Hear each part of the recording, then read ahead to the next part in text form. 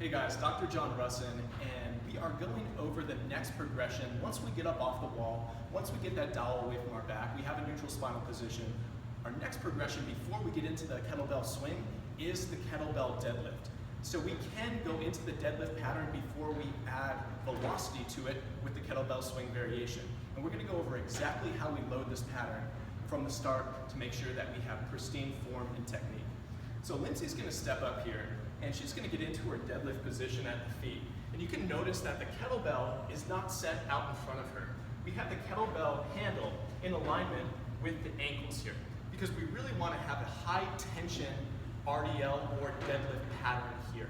So when Lindsay goes down, we need to make sure that she pre-tensions the hips, the core, and the shoulders together. Hands are going to be right in the center, and she's going to be aiming down right at the kettlebell handle to grasp it and then bring it back up.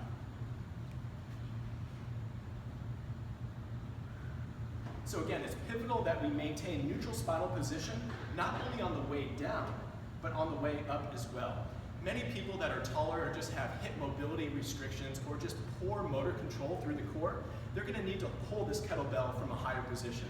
And what we can do is set it up on a block or a stair. Just make sure again that we have it right under our center of mass. The ankles are in alignment with the back of the handle of this bell. And again, we go down slow and controlled with full body tension.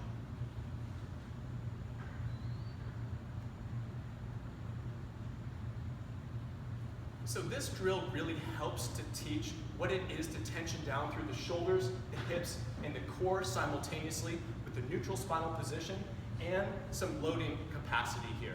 So we can load this heavy. If you don't have kettlebells, you can use a dumbbell and grab onto the sides of the dumbbell there. And we can actually progress this into barbell variations before we get into a more velocity-dependent hip hinge pattern, which is the kettlebell deadlift.